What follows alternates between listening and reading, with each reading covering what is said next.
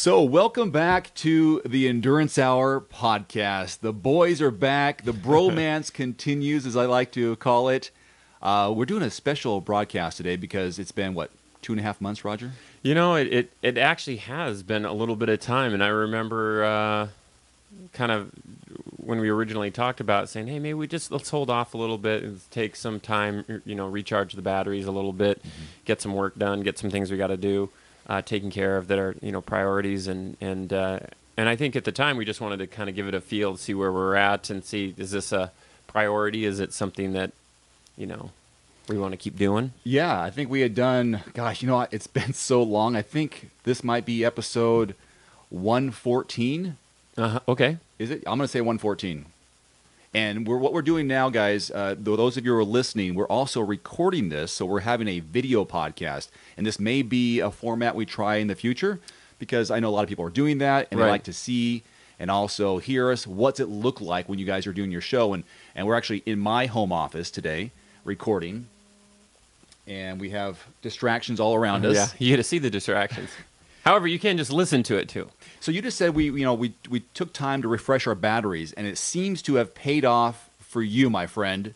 You are fresh off 2014 Ironman Canada Whistler, and we put a post on Facebook saying, would you like to have the Endurance Hour team back, and would you be interested? And what a huge response, and people want to hear your race report because you've been training really consistently leading up to Ironman Canada, your second time around at this event.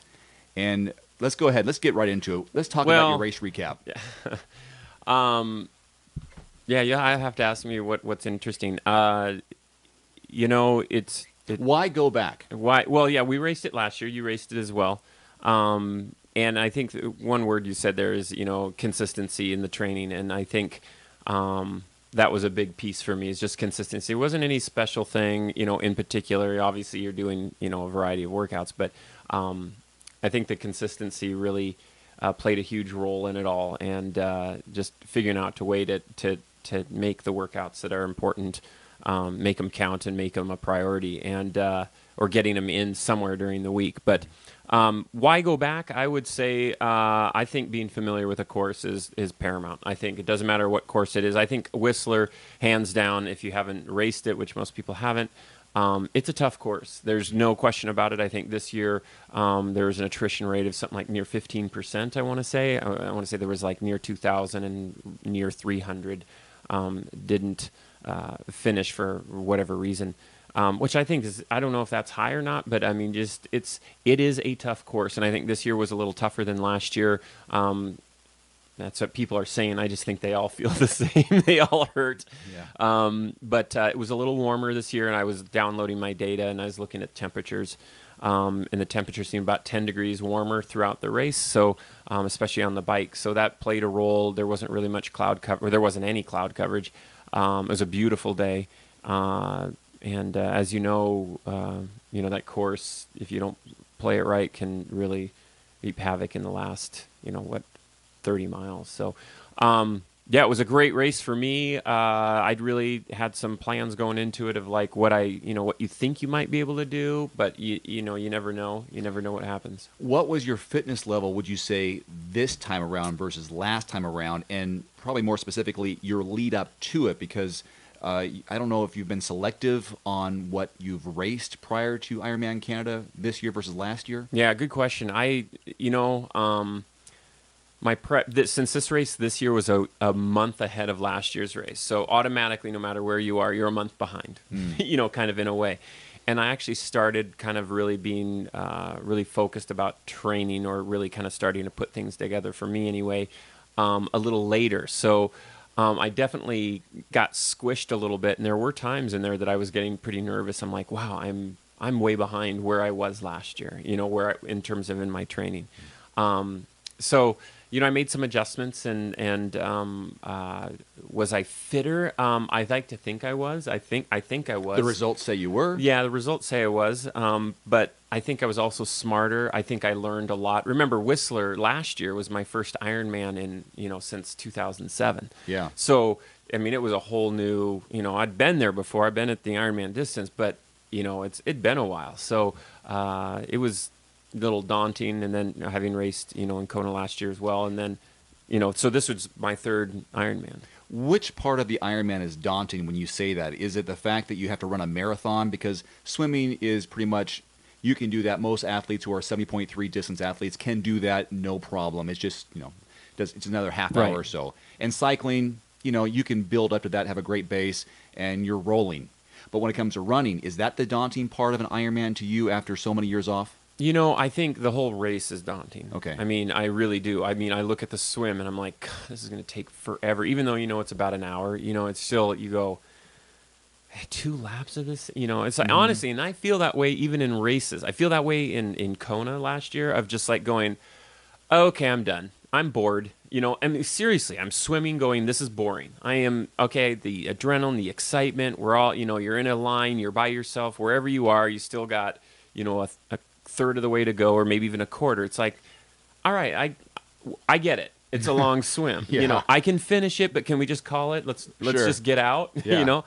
Because it's boring, but it's still, you got to finish it. You got to get through it. And, it's all those little things that you're worried about. It's like, oh, what if my calves cramp? What if this happens? What if that happens? What if I get whacked in the face and my goggles, knock into the eye socket and I start bleeding? What if you have all these things. What if I take in too much water? What if there's bacteria in the water? What if there's, I get swimmer's itch halfway through? You have all these little things, what ifs, these worries. And rarely do we say, what if everything goes perfectly?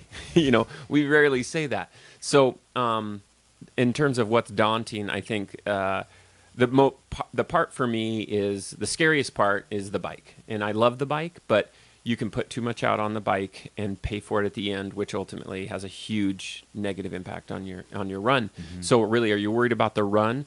Well, you're worried about the run if you screw up the bike. Yeah. If you rode the bike really conservatively, really easy, the run isn't as worrisome. But if you're out on the bike, in the first hour, 2 hours, you're like, I feel great. And then all of a sudden the third hour, wow, I'm not feeling as great. Fourth hour, oh goodness. Fifth hour, oh, you're in your small chain ring on the downhills and there's no wind. It's one of those that you're just, how am I going to run after this? And so that to me, the bike it plays a huge role. And in terms of the success and failure. So 2 Ironmans last year. Correct. Canada for the first time in so many years. And then you qualified, which was a great surprise and reward for your efforts. And then you did Ironman World Championship in Kona, had a PR at the distance. So you have 2 great races under your belt at that distance, building confidence going into 2014. You had an early season race this year. Right. Had a good result, some good numbers, some good feedback. Right. So going into this, the daunting factor, much lower? No, actually quite the opposite for me. And I was really nervous about this race because my half iron that I did, in May, went very well. And my numbers were crazy. I mean, there was just like, oh my gosh, how is this, I didn't even know what to do with it. I was just like, I don't think I can do this again. And even if I back off and look, okay, this is what I should be able to do in an Ironman, then it was still, it's like, I don't think I can do that. I don't think I can do that. And, so it was a lot of training to, I guess, reassure myself that I can do this, or that, if you can, you should be able to do this, and, whatever the numbers are in training, looking at primarily power and heart rate. So as I rolled into Whistler this year, I knew that I was swimming well, I was riding well, and other than my Achilles that kind of went out 2 weeks prior to the race, I had some problems there, and not running at all 2 weeks prior to the race, like zero running. Not like, oh, he said he didn't run, he ran a little. No, I literally did not run at all 2 weeks prior to the race. And I don't know if I don't think that hurt me as much as going, what if I hit mile 2 and all of a sudden it starts, my Achilles starts to go. That was my fear. It's like, but I felt like it was in good shape, but I felt like I also had a book of matches that had 1 match in it. And I didn't want to strike that match to see if it worked, because if it didn't, or if if it's like, wow, it's great. I'm going to save it for race day. And ultimately, I didn't really have any problems. Had, your typical lower leg, calf, getting fatigued stuff, but. So I think what people can take away from this is the mental aspect of any long-distance triathlon can really play into your performance potentially, right, if you let it, or if you just kind of just relax. But those right, things were on your mind because sounds like you're a data guy, you're a numbers guy, crunching numbers. How will this affect this if I do that? nutrition here, minus nutrition there, elements and all that. Right. So you were a thinking man's triathlete in this case. Or Well, I overthinking. was, I collected all the data I possibly could from last year, from, races prior, which really didn't mean too much, and my training and my intervals, everything. And I had spreadsheets, more spreadsheets than you can imagine, just trying to reaffirm that not that I can do this, but these numbers, what my race plan was, it's like, you can do this. And then I backed off them a little bit, but, it was just like, this is crazy, So as I went into the race, nutrition plays a role, because if something goes south, and you can't meet the numbers that you set out to do, it might not be anything to do with your fitness. And I think that's ultimately when I go into any race, especially an Ironman, it's like, number one, I want to finish because I want a T-shirt. No, number two is I don't want a miracle. I just want, and you've heard me say this a ton of times, I just want to do what I'm capable of doing. I want to perform what I'm capable to perform at. And did I have the perfect 100%? Everything went perfect? Absolutely not. But I do think that the stuff that went right trumped the stuff that didn't. Good. So therefore, all in all, it turned out to be a decent, a really good day. And the course was awesome. I think they officiated it better. It's a tough course, though. There's just no way around it. It is a very, very difficult course. Did you see any bears? I did not see any bear. However, there were 3 sightings in the village the day before I got there. One of our friends, Brian. Yeah, that's who we talked about it. Yeah. It's nuts. But they're not interested in people. But, you think of those aid stations that are just jacked up with sugar. Yeah. Gels and bars and waffles, Stinger honey waffles or whatever waffles. Yeah. And on these bikes that are just, bottles of sugar. If I was a bear, I'm cruising, I'm just going to grab a box. We'll see you guys. I'm good with this for now. Yeah. You So you made some notes about your Canada experience, and I see one of the notes on here. Bree Wee, who as a professional for the first time qualifies for Kona as a professional, right? Because she'd been there as an amateur, right? The girl from Hawaii, yeah. I think she won it was the fastest amateur years ago. Yeah. So now she's a pro, and now she qualifies for the first time as a professional. And she's from Kona. I don't think she lives in Kona, obviously, right now. But I think, she's a local. She's a big island girl. Yeah, which is kind of cool. What about, you got Lovato up there? Lovato did the announcing. He was the Mike right. Riley. He was the announcing. He did a good job. He definitely brings a lot of character and spirit, especially the awards. He's, Riley's Riley. You can't, if you're following that standard, you really do have to change it. You can't do what he does. No. Because no one can be someone else perfectly. People try it. Comedians do all the time. Weird Al Yankovic came out with a new album, speaking of... That's right. Well, anyway. He had a huge social media blitz with all these parody songs, one a day, I think, for a week, and now he's got his a top-selling album for the first time in 30 years. There's a guy that mimics it, does a fairly good job at it. Yeah. So Michael Lovato, the voice of Ironman Canada, is what I saw written down somewhere. And, when I crossed the line, it didn't sound like him. He was... And again, that was early on. He hadn't announced... Well, I was the 15th person across, so we hadn't announced a lot, But even as I went down later in the evening, I'm like... Because my wife, Jessie, said, that's Michael Lovato. That's... I go, now, there's another guy up there, isn't there? She says, no, he's the one that called you. I'm like, no, he didn't, did he? She says, I was looking at him. He was talking in the microphone, and, I'm just like, holy cow, because it doesn't sound like him.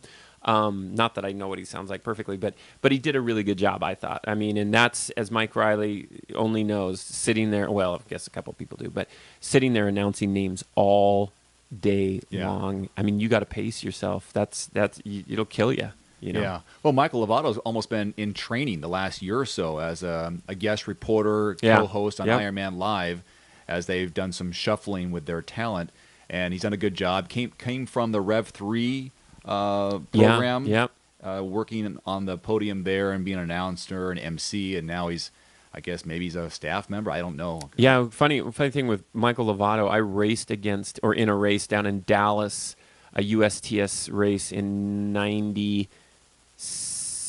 98. I want to say 97 or 98, and he had his big ponytail, which he had in, I think, '03 and '04 maybe as well. He won the first Ironman Coeur d'Alene, by the way. That's right.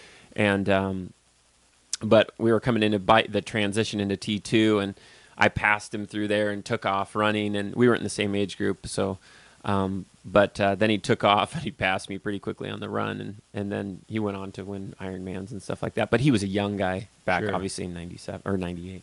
But yeah, so now he's got his short hair, talking, making it fun. Yeah. He's pretty witty. He knows the people. Obviously, he's been around the circuit for quite a while as an athlete, as a staff member, and part of that group. So yeah, I thought he did a good job. But you know, when you, I don't want to say grow up, but when you essentially grow up with Mike Riley, Mike Riley is the voice of Ironman. He is the man. Yeah. You have a few more notes before I ask you a question about your race? You know, in terms of, like I said before, tough course, I mean, I guess I can talk about that later, but it's a sad thing for me to look at Ironman Canada. The day before the race, on the website, it still said, you know, registration still open. Like I don't think anyone's registering the day before, but meaning that it didn't sell out. It didn't fill up. We'll say sell out sounds kind of bad. Well, there were like 3 other races or that weekend. Well, yeah, but I don't know if that plays a role. We're talking about totally different sides of the United States. That's true. So but I'm going to name the races right now. Mm-hmm. Lake Tahoe still open. Oh. Coeur d'Alene, I don't believe ever filled. Now, Lake Tahoe was a really hard event last year. Hold on. And it's okay. Tahoe, Coeur d'Alene, and Whistler. 3 races, beautiful venues. Mm-hmm. I mean, epic venues. I mean, an ease to get into. I mean, Tahoe for the most part. Yet all 3 of them don't fill. And then you have races like Ironman Florida, fill in minutes. Arizona fills in minutes. Yes. Lake Placid, a little different. Your demographics there, you're drawing from fairly highly densely populated, you know, communities with New York and so forth. So that fills fairly quickly. I mean, really quickly. But it's sad because I really firmly feel, not think, feel that these races that aren't filling, the courses are too demanding, and people won't sign up for them. They're drawn to the, Arizona, it's dead flat. Okay, yeah, I'm going to go do that one. Florida, dead flat. Yeah, I'm going to do that one. They're drawn to the easier ones, and I think there's nothing wrong with that. Totally nothing wrong with that. But look at Ironman St. George. Mm-hmm. How long did that last? 3 years. It was too tough. They even said it's too hard of a course. I don't think Whistler is St. George. I never raced St. George, but people that have raced Whistler and Coeur d'Alene, which I have, but I never said it, is they're saying this makes Coeur d'Alene seem flat or seem easy. I don't know about that, but it's just a bummer. It's like, wow, we could potentially lose races in these beautiful environments because they're, quote, too difficult. And I would agree. I think they are harder and they're more difficult. I looked at my age group and the age group younger than me, the 35, 39. None of the people, I believe, in the top 10 in either one of those age groups came back to this race. Isn't that weird? For a gorgeous venue, I hope it had nothing to do with being in Canada, international. Oh, I mean, it's the same as, if you're English speaking, it's about as easy to get around in. But it's to me something that I look back on. And again, nothing against people like that say, it's already hard enough. I need it as flat as possible. There's nothing wrong with that. But do we get rid of these? St. George, obviously it was too tough. Tahoe obviously had conditions that were ridiculously crazy. And that's part of why St. George as well, the conditions. Yeah. Sure, it's a hard bike course and hard run course because of how much the elevation and steep climbs, but it's also a temperature thing, which reminds me right now, Ironman Louisville is changing next year to November. Oh, yeah, that's right, yeah. To change because of the conditions and make it more hospitable to people racing in the cooler temperatures, because Louisville, I've covered that race twice, and humid as can be. Right. That water in the river, very warm. It's a nice slight down current swim. But you're right. People seem to be nervous of these more challenging courses for whatever reason. Right. But what it brings in the environment and the venue is worth it. I would go back to Canada. Oh, I think I want to race Tahoe. I think Tahoe would be awesome. I like cool temps. I think last year might have been It was might have been stressing me a little bit. Yeah. But I do like that. But if you were said, okay, there's a race somewhere and it rains a majority of the time. I mean, it like rains frequently. Temperatures are nice, 75 degrees, but it rains. Like maybe it's in Hana, maybe it's in some tropical area that it just rains all the time.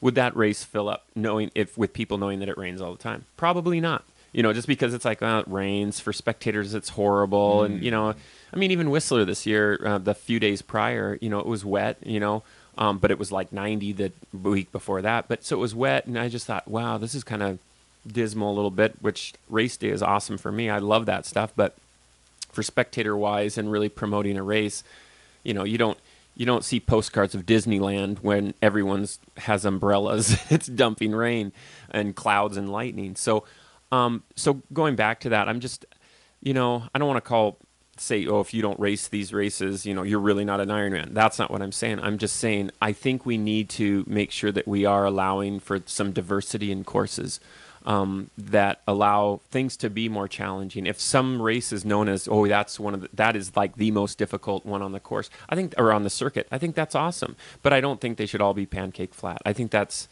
a real disservice to the sport, and I don't think you need to travel to Europe in order to race, tough races. But anyway, Whistler, folks, if you haven't raced it, I don't want to make it sound like it's impossible. You raced it. Yes. You just have to know the course. You have to be careful on the bike because the last 25, 30 miles, you climb back up into Whistler, and if you put too much out too early, those climbs, it'll just kick you in the rear, and then you have a run to do. So race recon's important. Yeah. You're talking about Lake Placid. Lake Placid had some severe they did last weekend. And after we talked about it, you were wondering what was going on with the amateur swim times. And I didn't understand because the pros got to swim. They had a swim time, and then the amateurs all had half. And then, what research did you find out? I found out some stuff. Yeah, it was a thunderstorm. It was a thunderstorm. There was lightning in the area. As a result, they had to cut it. They had to cut it short just for that part. And the road conditions were wet. And if anyone has been to Lake Placid in the Adirondacks, it's a very twisty, turny, a lot of climbs. And when you have wet roads, I'm sure the times overall should be a little bit slower. I'd be nervous about going down. Yeah, I think it depends on the rain. When rain first starts to fall, it brings the oils on the road, car oils, up immediately, and that's the worst time. You watch the Tour de France, when it starts raining, that's when the crashes start happening. It's not when it's been raining for a long time. It's when it starts raining. That's when things are the slickest and the greasiest. But but in Lake Placid, they basically, some amateurs swam the whole thing. Oh, they did? Yeah. And they took and then there's some people only did one lap. If you did 2 laps, they took your first lap split, and they gave you that. And then the other people that they pulled out of the water, they gave them their 1 lap time. So essentially, if you were a good swimmer, you swam 2 laps.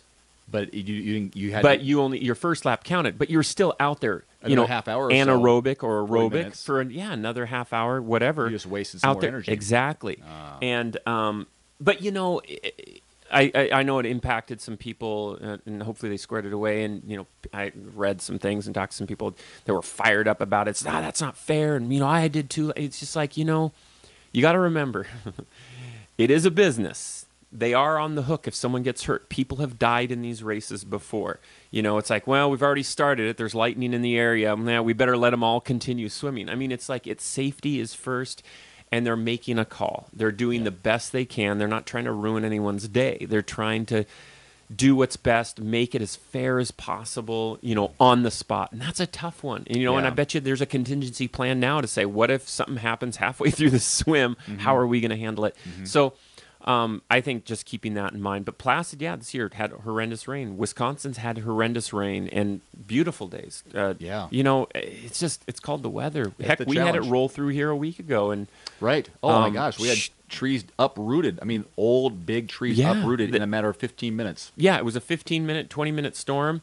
Went through and it was like a tornado. It just ruined. I heard it was a level 2 after the fact. Oh, really? Yeah, so it was pretty strong. And then 3 days later, gorgeous. Oh, no, it's like 100 degrees every day in blue skies. We hit triple digits. Yeah. It's I heard they had wind speeds up to 70 miles an hour at the airport. Heard the same thing.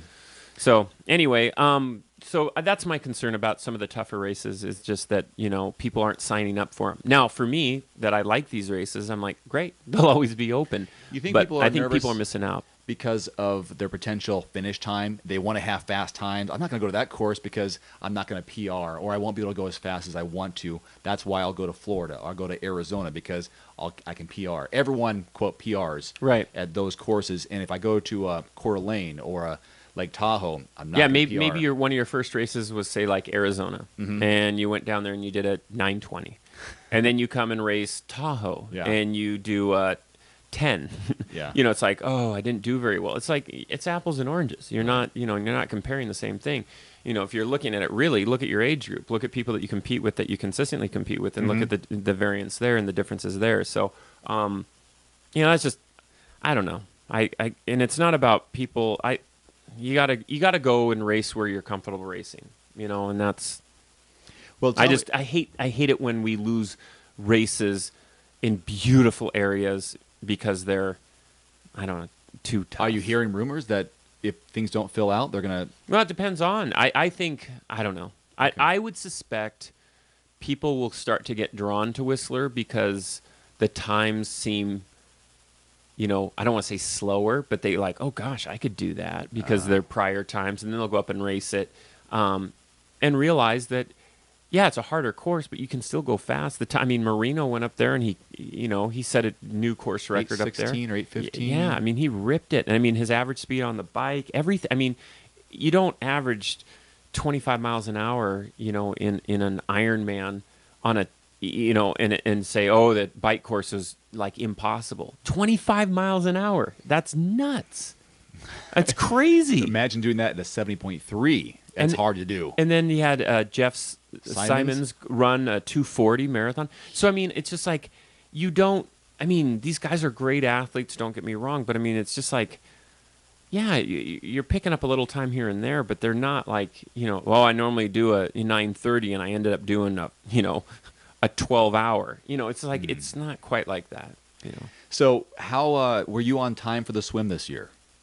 Was I not on time last year? Last year, remember my wife was shooting video and saw you run by. You didn't see her. He saw you run by, and you could see the clock in the background. I could have swore it said 6:55 something. Oh, sure. I had 5 water. minutes. Come on. But you were rushing. Yeah, I was. I do remember that because the start line for that is further out. So you got to swim out to the buoy line, essentially. It was a mass start. Depending on where you want to start. Was it a mass start this year? Yep, same exact thing. Okay. You didn't exit the water. On the diagram, it said that you did, but you didn't. Which it's always nice to get a split, but once I'm swimming, I'd rather just keep swimming. You must have been out there in the lead of the mass start based on your finish time. I think you were in the top 40 overall on the swim time with just under 56 minutes. Yeah, which was a minute faster than last year. Yeah, the swim, everything was great, and I got to give my hats off to, because remember, this is their second year. Yeah. They had some hiccups last year, nothing crazy, but just some things that you'd get feedback on, and they made some adjustments, and it really was very smooth. I got there, got set up, put my stuff on, got out to the swim start in about 5 minutes before again, but I felt like I had all the time in the world, and and lined up and took off, and it marked well, straight. The waters were relatively calm and good temperature. The water. Yeah, somebody said it was cold. Some people say it's too warm. I don't know. You get in the water and they say go, you swim. I'm never going. My feet are chilly. I'm just like I never even think about it. I've swam in Oceanside when it was, in the mid 50s, low 50s, in that race. That felt cold to me. But once you started, I didn't think about it anymore. So I don't know. Maybe swim faster if you think you're cold. And then or harder. If people, it's public knowledge. It's public record. Your transitions last year were very slow. Right. In 1 and 2. Right. And this year you cut them more in half. Right. Well, and again, the race strategy or the plan last year was far different than this year. Last year it was just, I want to be in control of this race. I was very deliberate about my, transitions, getting everything I needed, being comfortable, nutrition-wise, just I'm in control. Don't rush me, obviously was the case. Because, I was pretty much doubled times that I needed to be there. And then getting a penalty on the bike last year, so there's almost 10 minutes right there that I gave up. Yeah. That I said I'm not giving that up this year. There's just no way. And then getting out there on the bike course initially, wasn't a lot of people on the road when you got out No, there. I mean, it was awesome. I love that. But that was last year too. There's, so I swam a high 55, got out. And get this. This is crazy, folks. If I'm in the 40 to 44 age group, I was 11th in my age group out of the water. 11th. Yet I think I was top 40 overall. That just gives you an idea. The 40 to 44 age group has some fast swimmers. Yeah. I mean, 11th with a 55. So get out. I'm out of transition. I'm on the bike at the first bike check. Yeah, you were. No, I'm out of transition. I think I was in second out of transition, or at the first bike check, I was first in the age group. So I passed 11 people sometime before. Yeah, on the bike, water. You held the first place through until the first part of the run. Yeah. So anyway, somehow I got to the front fairly quickly, and it was clear road. I mean, it was clear sail. I mean, it was beautiful. I was just like, this is awesome. I don't have anyone behind me, no one in front of me. Caught some, actually, I guess all the pro women, because they only started 5 minutes ahead, so they didn't start that far ahead. The men start 5 minutes before them? And yeah, the men were 10 minutes ahead of the amateur start. So saw Jackie Arndt, said hi to her. And so anyway, yeah, and it was beautiful. And I just cruised along and knew what to expect. Yeah. You knew where to push, know where to use the downhills to your advantage. Yeah, and past people, but no, there wasn't any, I didn't have any problems at all. And then you get out to Pemberton, you make the turnaround on that flat section coming back, and I'm just like, okay, here's when last year I saw the packs. Yeah. And it's demoralizing. It's just like, seriously, and they're just flying along a freight train. It's like Kona. And I didn't see them. They weren't there. It's like 1, 3, groups spaced out legally, totally fine. People working together as legally is far different than triple pace line packs, and that's the way it was. So either they broke it up, or I have no clue. But it didn't exist until way an hour and a half behind me.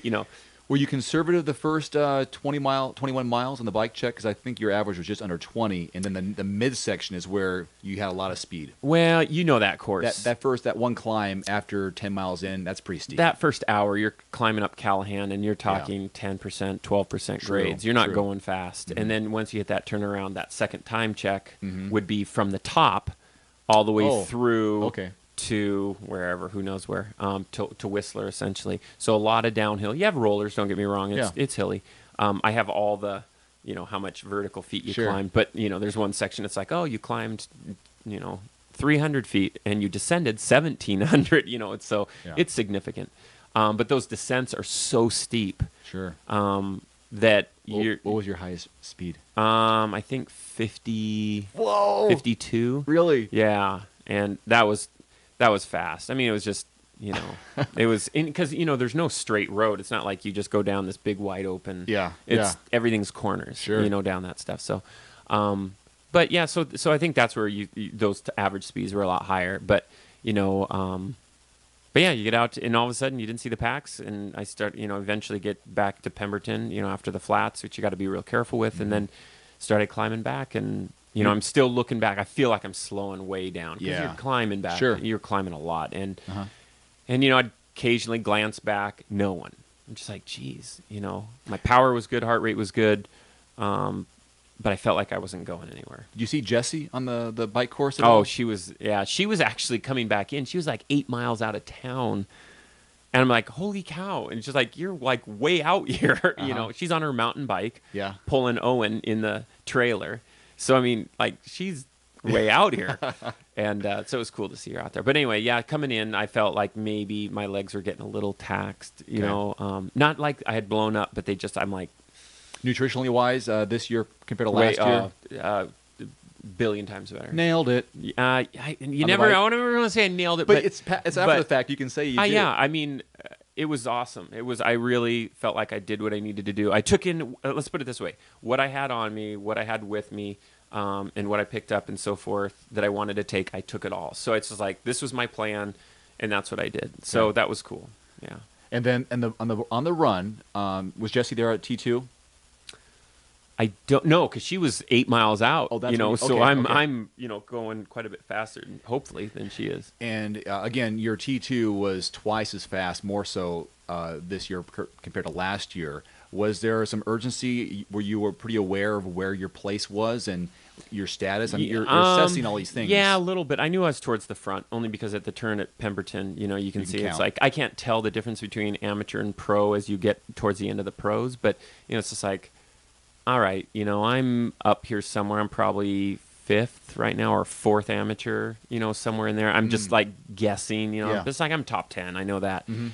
And there is an element of that of like, I don't want a bunch of people to pass me going into T2. I want to come in, but who cares? In and out. Yeah, but who cares what place you come into T2? No one cares. No, it's what you go out of T2 it matters. Well, what you finish is what matters. Sure. You know what I mean? No one says, you finish. It's like, wow, he came in third into T2 and he got, 137th. It's just like, wow, what happened?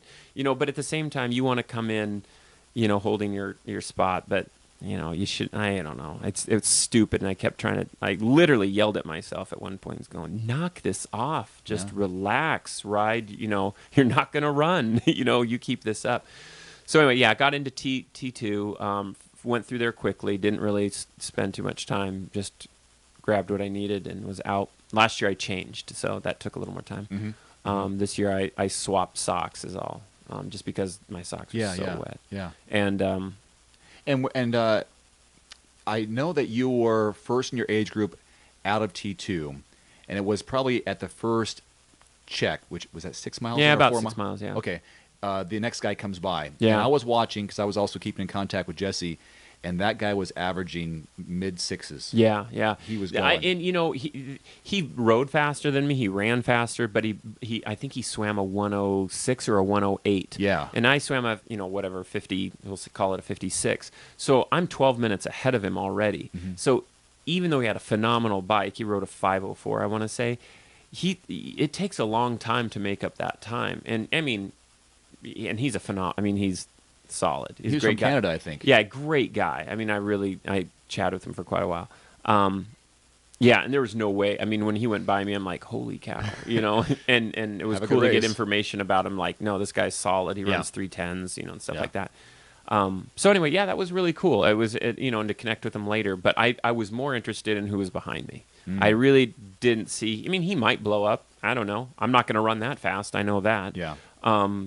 But just in terms of where am I, and how many minutes out of T2 of a lead do you have? How far back is number 3 or 4 or 5? And even overall, I was looking at overall. It's like if it's kind of curious where you're at. But that first lap, you're just like, settle in, run your pace, because if you blow it out in the first 10K, it really doesn't, and you have to walk the rest, it really doesn't matter. You could have a great first split, but if your rest of your splits suck. And I'm a big into that, halves and even fulls. Don't even look at your watch. Don't look at anything. Run, settle into something comfortable that you're going to do. It's like you basically say, I got a 3.5 hour run to do. Yeah. Is this the pace that you can sustain? It's just like, 3.5 hours. That's a long run. Did you run the pace that you trained for?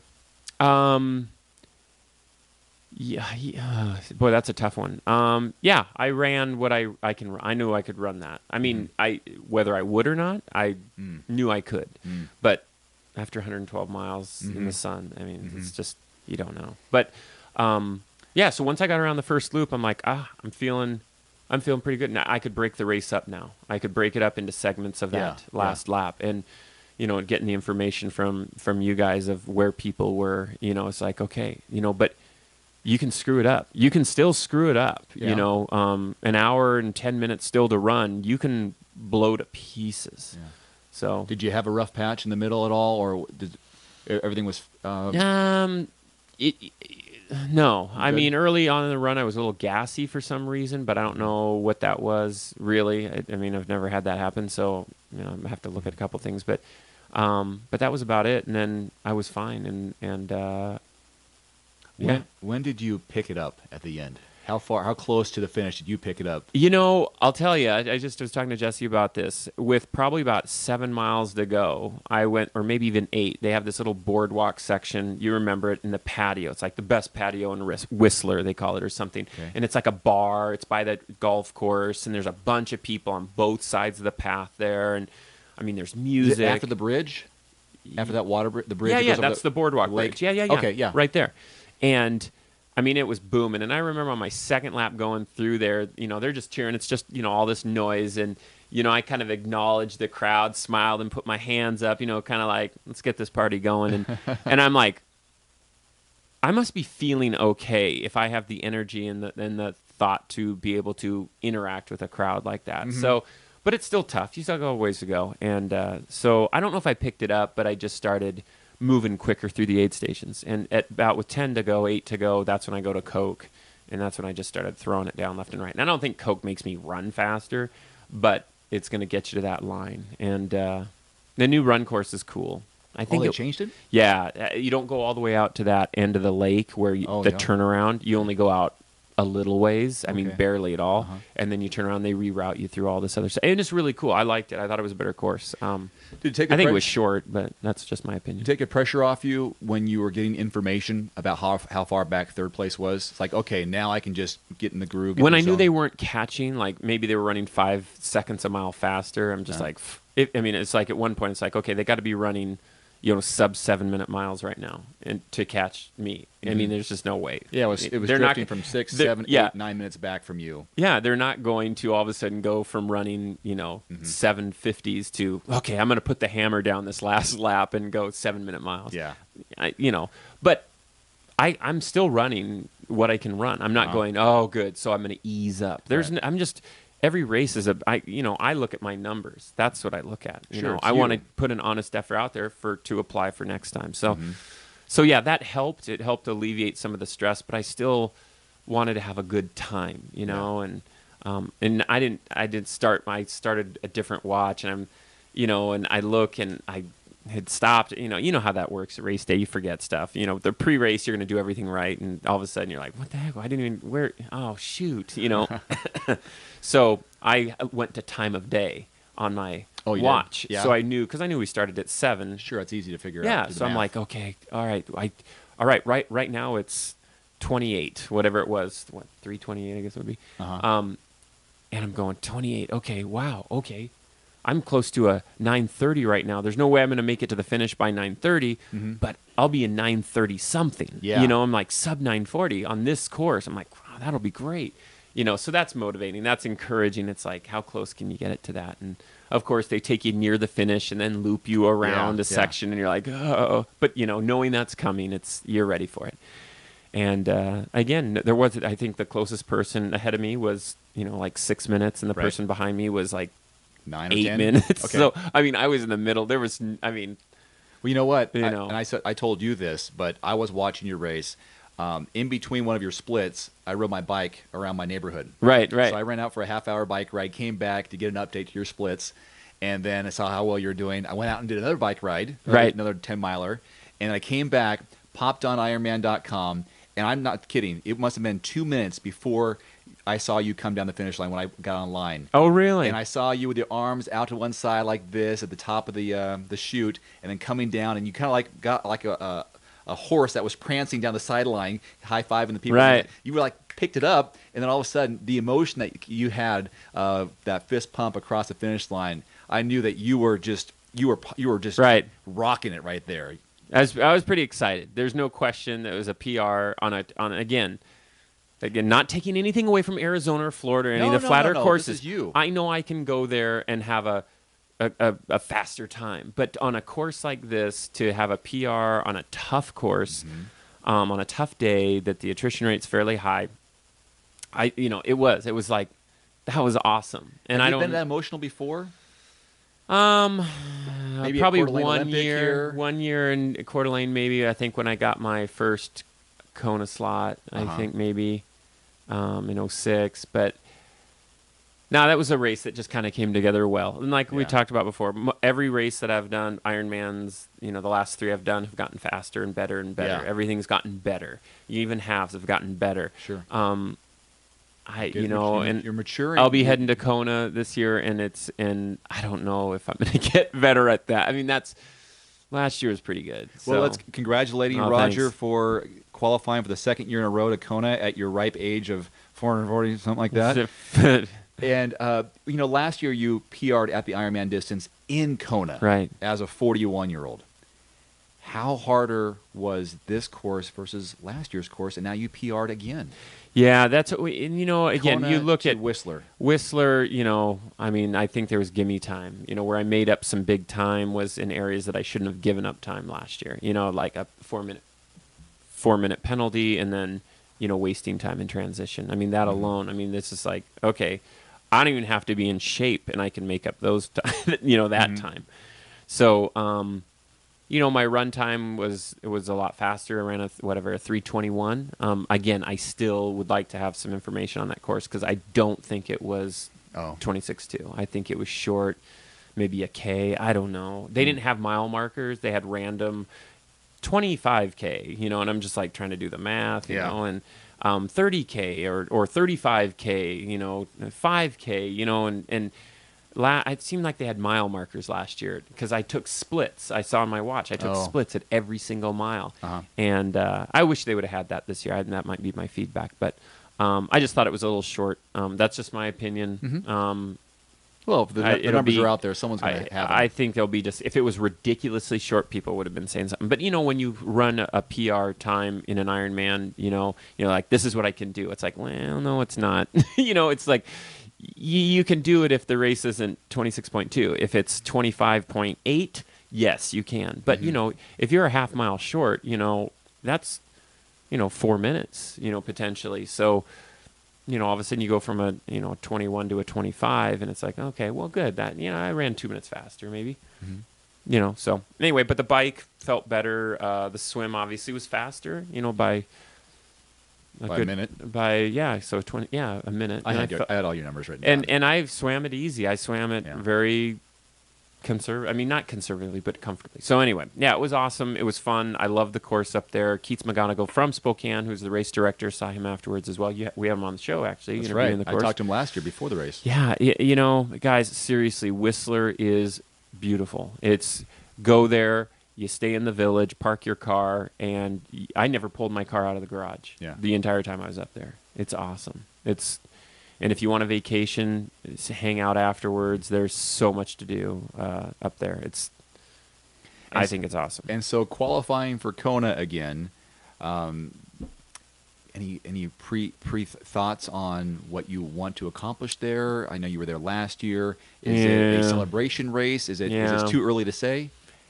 Yeah, even after the race, I wasn't sure if I would take a slot. And then the next day, I was still on the fence. And I feel, there's a big part of it. It's like you have, potentially 2,000 people that all potentially want something. And you have the option to take it. And there's an element of, I don't want to say obligation, but you feel like, oh, shoot, if everyone wants this, then I should want it. I should take it. Then maybe I don't even understand it yet. So it was a tough one. It was, You've been there 3 times. 3? Yeah, 3 times. Okay. 06, 07, and then last year. So, so it could also means that you got to go through all this suffering again, and are you going to be better at it? Are you wanting to work harder? So it's a tough one. How many weeks are we looking at? 2 months, 73 days, maybe, roughly. I think ballpark it. But it's a great question, and I never want to, I don't know. I could get there anytime. That's not true. That's really not true. It's you never know. Something goes wrong in one race. In our age group, the 40 to 44 age group, which is the largest one there, it's at 6th of the race, maybe 5th of the race in some. There were 5 slots. Oh yeah, 5 slots. And granted, the difference between first place and 5th place. At Whistler was pretty significant. I was surprised at the gap between it, but that's not many. That's not a lot of room for error. Out of say 350 people, you got to be one of the top 5 of that group. Yeah, and have the race of your life. Yeah, and just it's like you could say, I'm physically capable to do it, but again, putting it all together, race day, on that course, it's the longer you're out there, the more likely things are going to go wrong. So anyway, but yeah, so I'm going, what's the plan? I don't know. Last year was pretty awesome. So, but this year would be different because you will have Jesse there. Yeah, hopefully. Yeah, that's the plan. That's the plan as of now. I'd like we'd like to make it happen. So Well, it's expensive. Now that the Endurance Hour podcast is back up, and we're going to figure out whether or not we're going to be going every week or every other week. Right. Someone even on Facebook said, hey, even if it's every month, it's fine with me, Right. as long as you guys are there. Yeah, well, we had a guy, one of the guys that actually has commented and asked questions up at Whistler came up to me after the awards and said, hey, I'm so-and-so. I'm just like, gosh, I don't, I'm like, he says, I commented on the, I'm like, oh, I remember. Yeah. He says, I asked about it and he told me what he talked about. Anyway, we were talking. He says, yeah, I don't know. You guys pump those things out like once a week. And I was just like, how do you guys do that? Blah, blah, blah. It's like, you don't need to do them every, and I thought that was interesting because we had talked about that. It's like, well, maybe we don't need to. Because at one time when we made that commitment and promise, we said, Yeah. Let's do once a week. And, and that if we don't, we're falling short. And Yeah. so maybe we'll make them a little longer, but only go once every other week. Maybe we'll make them shorter once a week. But, Yeah. Maybe it depends on what's going on. True.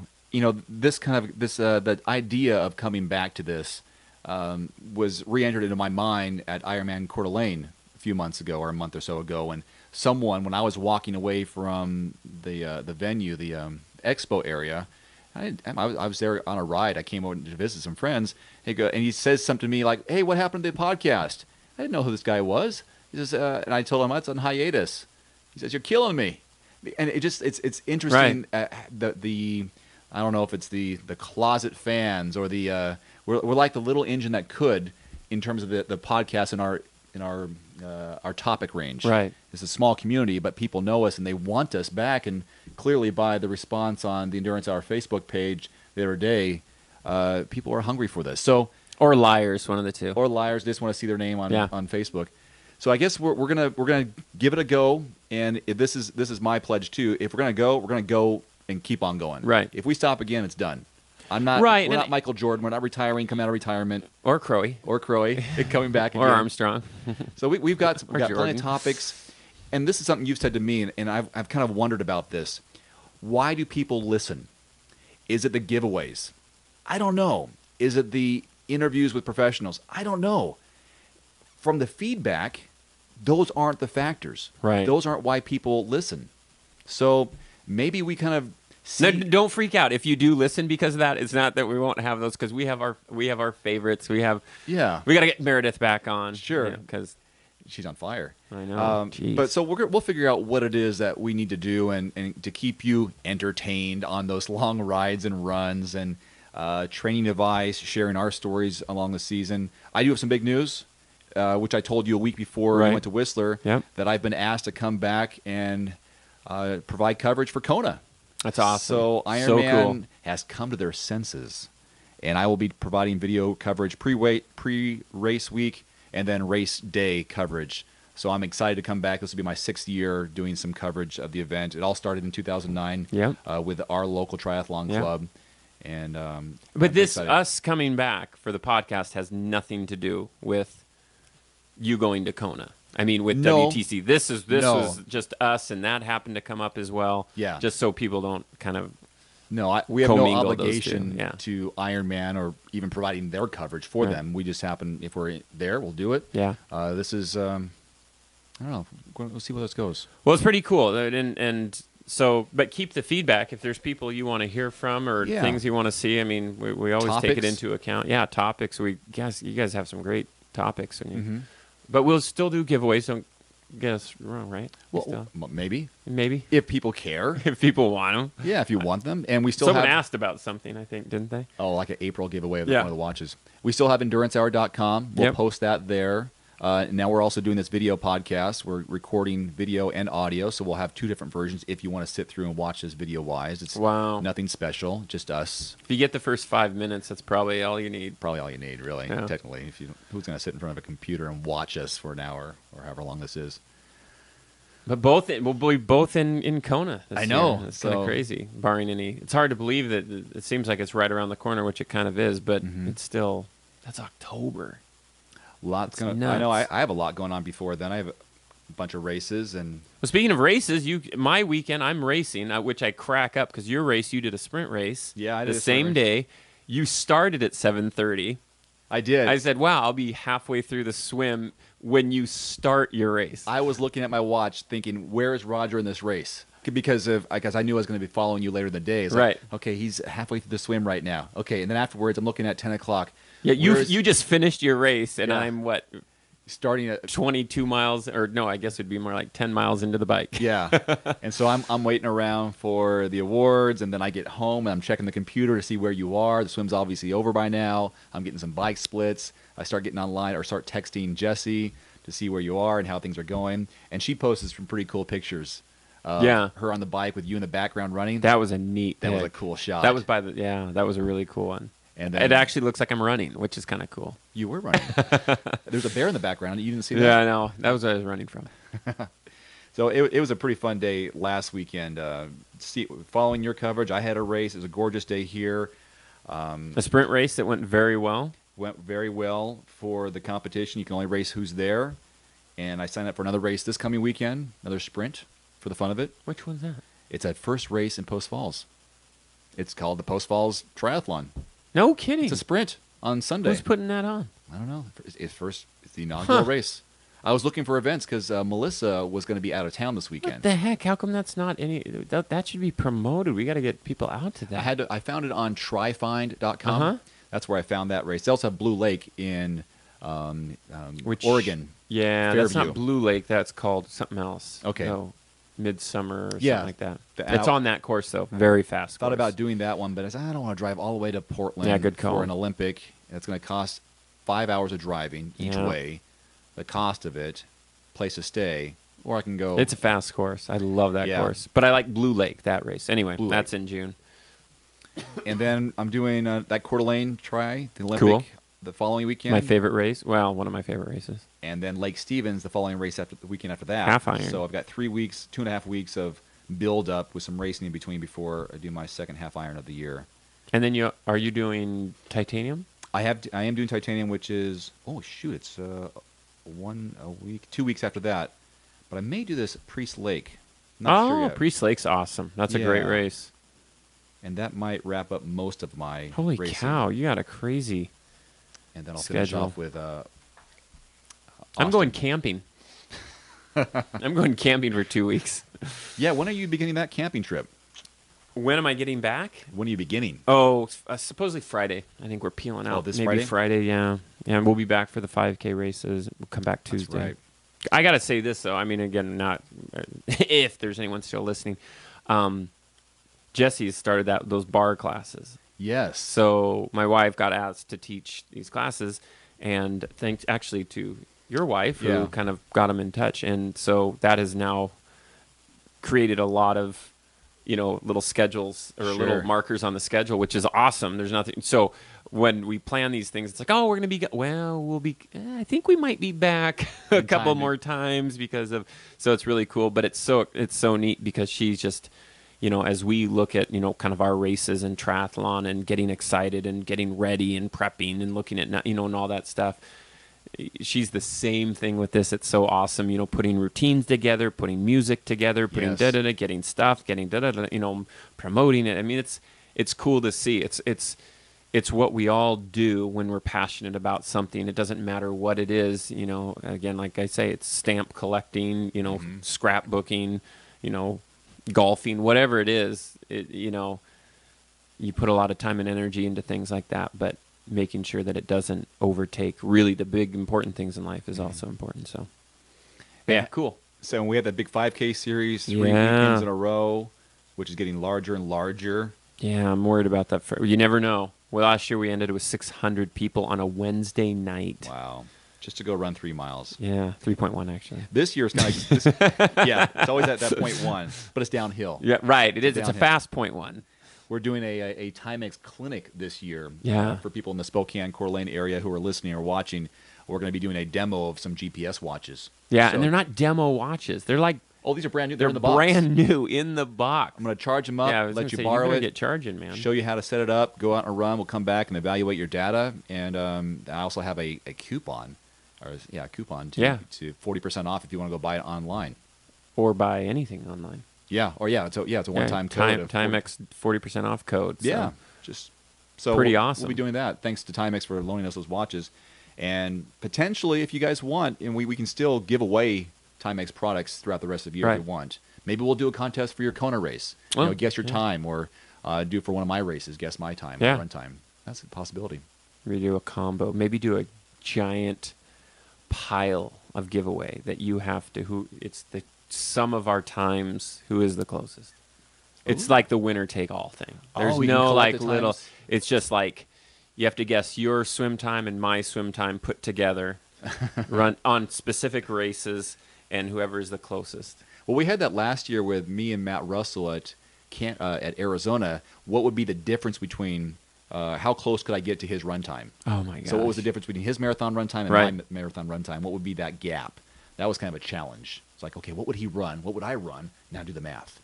I forget what it was, a good 90 minutes or so I between think us, it's probably an hour and a half ish. at least. He was up there in Whistler. He was top 10. Yeah, he was a little.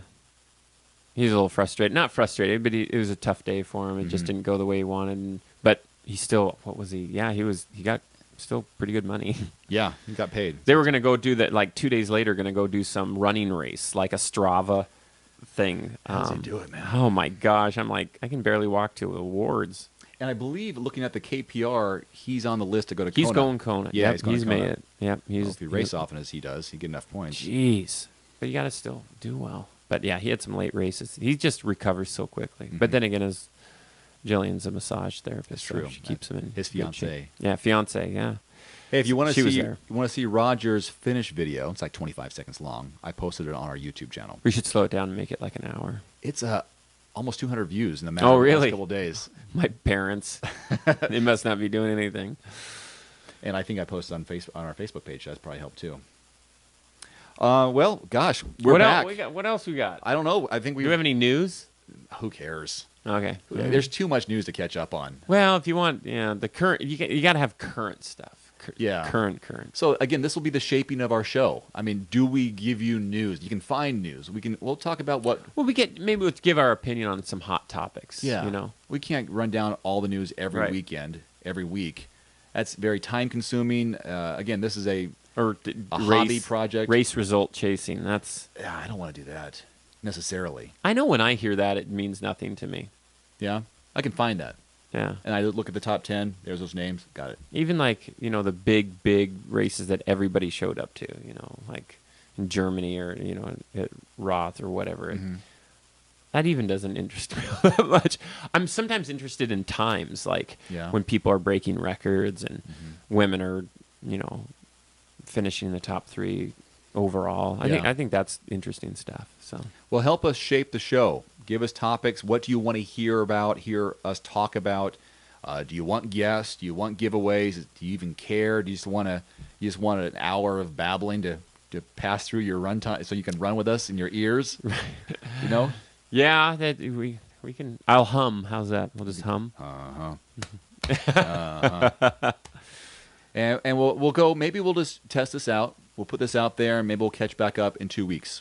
Yeah. And see how the response is, because I'm sure people have dropped off, maybe even unsubscribed to us on iTunes or Stitcher, and don't even know we're back. So let's promote for the next couple of weeks. Let people know we're back. Give them a chance to respond and give us ideas for next time. And if you and I've said this before, if you friend me on Facebook or whatever that I need to accept your friending, can you send me a message? Just send me a friend request and then fire me just a little message saying, "Hey, I just friended you. I know you from the show," or I follow you. Just let me know because, I prefer you go to the Endurance Hour Facebook page. We've got 1,500 followers there. Like us there, and then we'll do updates.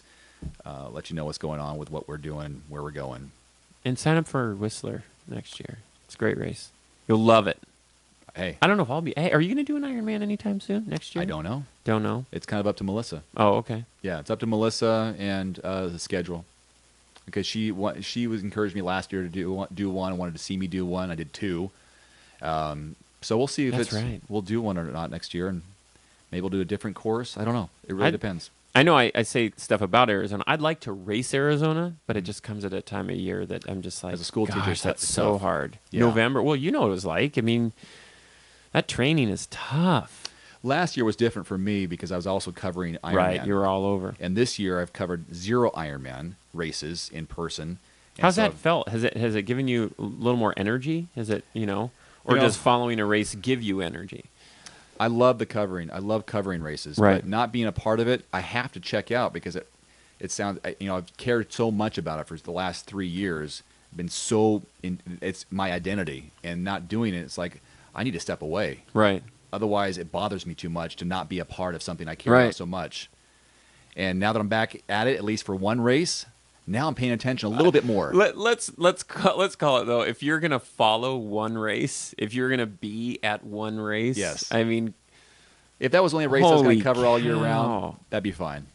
yeah, no kidding. And where it is, and Yeah. my goodness. So that Nuts. kind of makes it, I was getting really down on the sport because of feeling rejected by Ironman to not be invited back to cover it.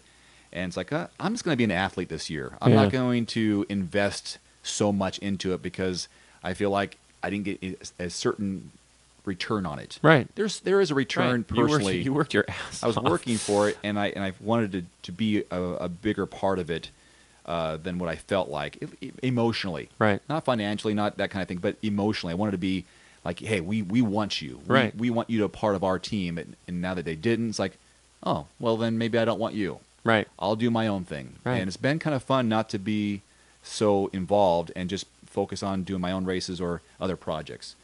But this has kind of, reinvigorated me for covering and getting involved again. But to a point. Right. I gotta keep a little distance, a little safe Yeah. zone. Yeah, absolutely. Putting that experience in a box and looking at what it is and what it was, because obviously it's not like you left empty-handed. It was definitely what a cool opportunity and experience and the knowledge and I guess if you look at it in the bottom line, they don't owe me anything. Right. They paid me for a service. Right. I did my service. Both sides Yeah. were happy. it wasn't personal. It was just something. Your name happened to be associated with the position that they were Yeah. doing something different. And fingers crossed that maybe the value will be recognized after Kona, and they may reevaluate next year. Yeah. Who knows? It's definitely a area of that people. It's like food or water temperature, I guess now. But people want and have expectations of certain things of coverage and of races. And I think Ironman, in terms of video coverage, struggles a lot. It's great to have a finish line photo. They had a T2. Obviously, someone took a picture, a camera shot of me coming out of T2. But I mean, in terms of the race itself, I think that's what I've heard most about. It's like, God, but Dave provided that, took shots of the course, of them racing on the course, and was uploaded before they're even off the bike yet, of like what's going on. And so I think that's still needed, and it's still a part of it. Well, I hope, from my point of view, this is my opinion, that they'll recognize that you can't take these extremes of going, great coverage, lots of coverage, to stationary cameras positioned in T1 on a GoPro, yeah, low res, with no real interaction, no real life follow up. Yeah. Not seeing what's going on. To me, that's just a 180. Like, okay, all this great coverage, now we're gonna bare bones it. That's not a focus. Clearly not a focus. Right. And people have recognized it, and I hope that they recognize that there needs to be a better balance. Maybe not go crazy, but just have something. It's like your traffic cameras. It's just like you glance at it real quick, and like, oh, is it busy? No, okay. Yeah. But are there people racing? Oh yeah, look, someone just left. It's just like, unless you have who it is, what's going on, where they are, close-ups, draw. I don't care to see a kind of a Sasquatch-looking body roll through. I want to see, what they look like, the expression on their face. Are they struggling? Are they even sweating? Are they, that's what I want to see. What are they riding? And my coverage in the past has all been about covering the pros, and that's what will be my focus this time. Yeah. And maybe next year I'll be able to do more age groups. Who knows? Right. I don't know. But Cool. We'll see how it all works out later. What happened there? Yeah, straighten that thing out. Now, if you're watching the video podcast, you know what just happened there. Okay, let's wrap it up. All right. And we'll check back in a couple of weeks, and we'll give you updates. So what on do you Facebook. have coming up, though? What do you got coming down the road? What's your race? Post this falls. weekend? Yeah, which is August 3rd for people listening to this at a certain date. So the 3rd I have one, and then I have one on the 9th, and then the 17th. So 4 more this month, maybe 5. Jeez. But they're short ones. I know, but holy cow. It's a lot of racing. I think it's awesome. I mean, coming from a guy used to race a ton. Yeah. I live for this racing. I look Yeah. forward to that experience, and so far, so good this year. 3 for 3. I'll hit 4 races in 4 weeks and keep going. Nice. All right, Roger. Good to be back. Good to be back. On the show. The Endurance Hour returns, and thank you for your great support and for encouraging us to get back on the airwaves. Airwaves? Airwaves. Yes, on the air. Are there more than one wave? The airwave? The one airwave. That's a lot of Seems waves. like that's a lot of people on one wave. I think there are multiple waves. Like age group waves? Yeah. There we Which go. I heard they were going to do that in Kona. You've heard anything about that? That was discussed. It's just- to make the transition a little less crowded and, and less to break drafting. it up on the about two separate, like obviously the pro start. Listen to us. Everyone out there knows the answer to this. Hey, you got to get the sand out of my ears. But yeah, separating the amateur men and women, and even dividing them into 2 groups potentially. Maybe it's 39 and under, 40 and over, And there lies in the challenge, unless you start the race earlier, of having the midnight cutoff.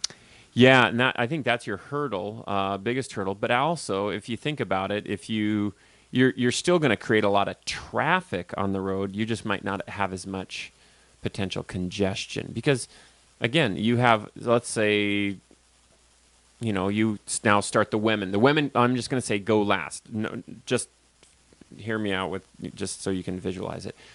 They're still your fastest women, say 39 and under, maybe 40 and over. Suzanne Davis obviously is extremely fast. She's going to catch a lot of people in the men's race that might have started 5 minutes, 10 minutes ahead as she's riding through them, or catch them on the swim. We pass people even in a 2-lap swim before. I mean, it's just like there's no way you're going to make the swim cut off. You know, it's like you're not even halfway through the first lap. But so it'll be interesting. I hope they do. I really do. And I personally don't need that. I need to know exactly where I am. Who's in front of me is in front of me. Who's behind me is behind me. It doesn't bother me at all. I'd rather see them make adjustments so there isn't the horrendous packs that happen on the way out to Javi. Yeah. Back from Javi, it's fine. Going out, not so fine. Another topic for another day. Yeah. Give us your feedback on that if you have any opinion. So if you have any questions for us, please go to Facebook. I think that really is the best way to contact us. Or you can send us an email, endurancehour@gmail.com, and share the show with your friends. That way we can get back at least searchable in iTunes. I know that helps results if someone's looking for an endurance or a sports related program. I guess we could also just stay the small show that keeps going. Yeah. So Roger, officially, want to wrap this up? I think that's good. I feel like I did a lot of talking. Well, my throat's a little sore. It's a great recap. I mean, it's a big event we just had with Ironman Canada. Congratulations again. Great PR and going back to Kona. Yeah. All right, everyone. Thanks so much for listening to this episode of the Endurance Hour podcast, number 114, I believe it is. For Roger Thompson, I'm Dave Erickson. Thanks for watching. We'll see you back here in a couple weeks.